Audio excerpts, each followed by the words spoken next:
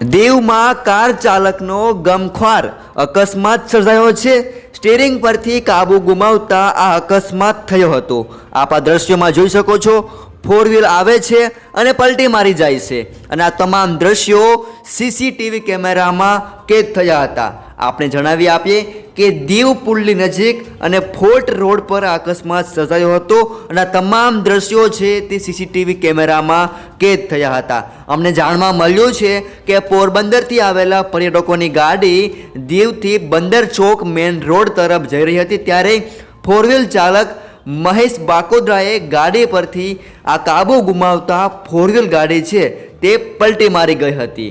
Car ચાલક અને મહિલાનો ચમત્કારી બચાવ થયો હતો, તેમજ ફોર વ્હીલ પલટી મારતા નજીક દીવની બીજી બે ટુ વ્હીલ હતી તેના પર આ ફોર વ્હીલ પડતા ટુ વ્હીલને પણ નુકસાન થયું હતું, તેમજ રસ્તા પર ચાલતી એક મહિલા તેમજ એક પુરુષનો પણ આ બાદ બચાવ થયો હતો। આ તમામ દ્રશ્યો આપ સીસીટીવી કેમેરામાં જે કેપ્ચર થયા છે તમે જોઈ શકો છો કે જે રીતે ફોર વ્હીલ સ્પીડમાં આવે છે ત્યારબાદ પલટી મારી જાય છે અને નજીક બે ટુ વ્હીલ પડેલી હોય છે તેના પર પણ તે ગાડી પડી જાય છે અને તે ટુ વ્હીલને પણ નુકસાન થઈ છે।